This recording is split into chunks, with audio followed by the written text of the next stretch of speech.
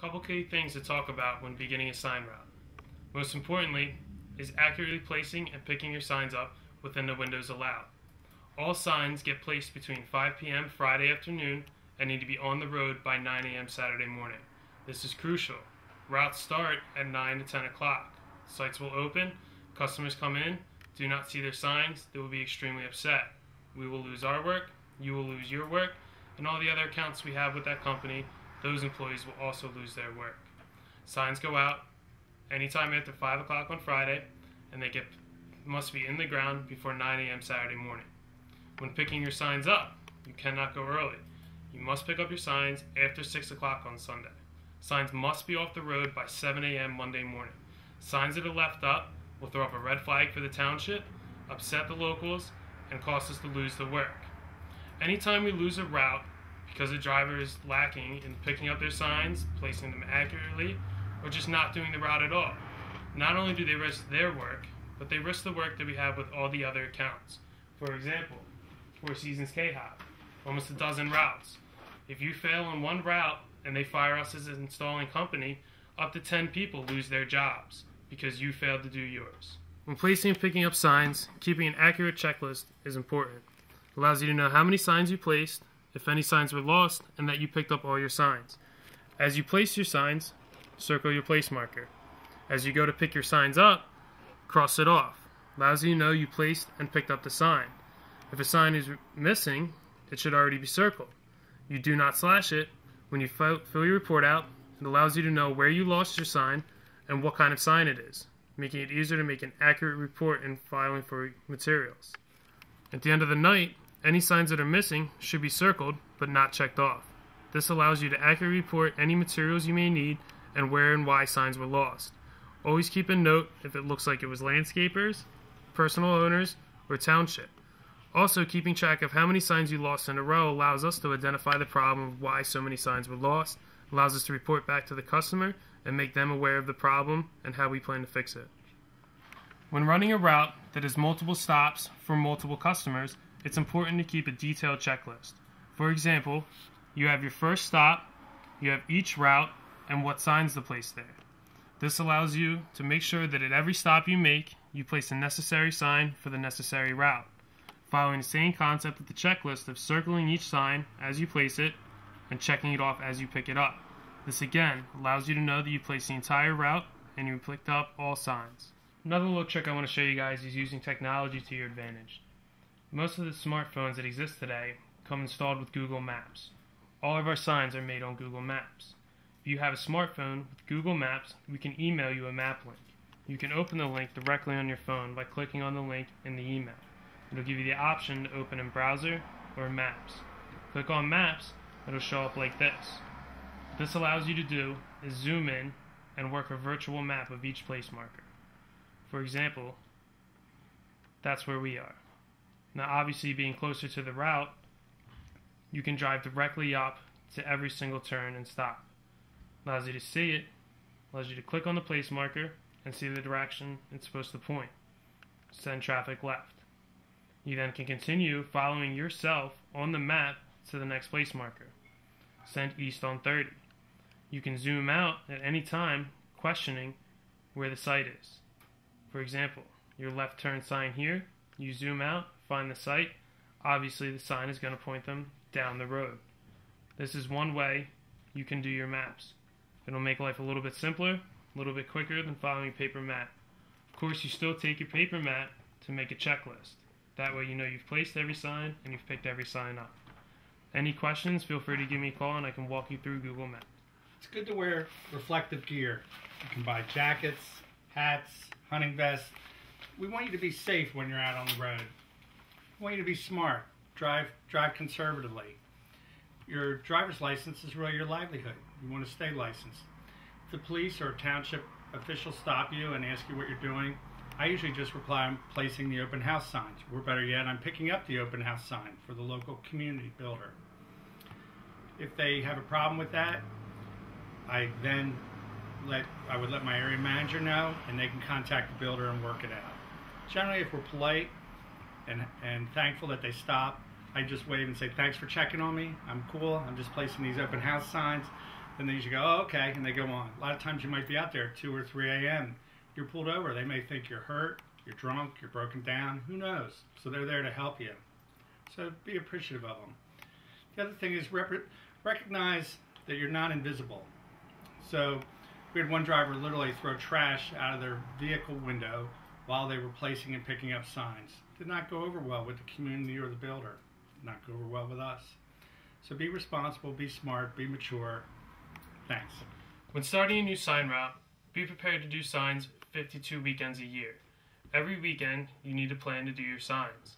There's no guarantee we will get off Christmas, no guarantee we get off New Year's, or any other holiday weekend.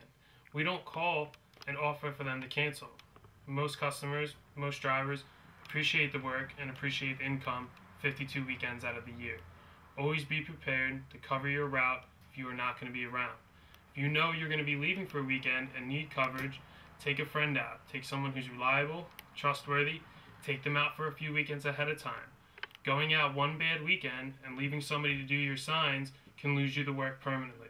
Make sure you have accurate coverage. If you cannot find accurate coverage, contact your regional manager. Your manager from there can contact other drivers and see if there's somebody to cover. It's an opportunity for them to make more money, your route to be placed accurately. This also allows, if they're going to go on vacation, to offer for you to cover their routes and for one weekend you to make more money. The routes go out, you keep your work, everybody's happy. If you go out, you have somebody who's unreliable, just send them out one weekend to do your signs, they do it wrong, we get fined, we lose the work, you obviously lose your work. Risk potential of other drivers losing their work. It is important that you have accurate and reliable coverage for the weekends when you will be away. Drivers are responsible for storing the signs week to week. Monday through Friday, the signs are your responsibility to care for. Protecting the sign and keeping it in a safe environment is very important. This is an example of a sign that has not been taken care of. It is scratched, it is damaged, and has a general poor appearance. Maintaining the signs in a good appearance keeps the customer happy. When you have to go back to a customer and ask them to purchase new signs because they're either lost or damaged, you risk the potential of them canceling the route. Maintain your signs. Keep a neat, fresh appearance. This singles us out from the competition also. Allows us to keep the customers happy, keep the work coming, and keep you employed. When storing the signs from week to week, don't just throw them in the backyard. Put them up neatly if you can store them inside. If not, tarp them. The rain, the wind, and the snow will just damage and weather the signs over time. If you keep them in your car, that's fine. Avoid keeping metal from metal on rubbing. It rubs off the paint and again gives the sign a general poor appearance. When applying vinyl, it's important to give the vinyl a nice good rub with a dull flat edge before peeling it. You then separate the two layers, keeping the sticker on the top layer. Make sure you take your time. If it starts to peel, you just backtrack and start over. When applying to the sign, make sure it is center and level. Crooked vinyl just looks poor. Keep it level, centered. Apply it. Take your tool. Give it a good rub down again. The more time you spend rubbing it down, the less time you're going to spend struggling to pull it off. Start in the corner. Go slow. Make sure the letters stay on the sign.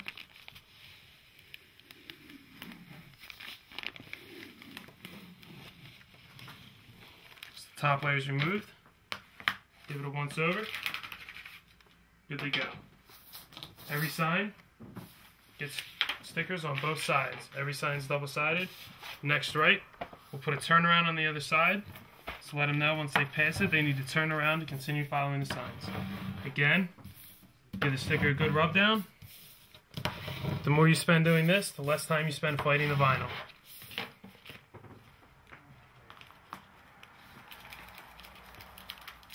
Good peel, make sure the letters stay on the top. Again, center, level. Nice consistent, slow peel.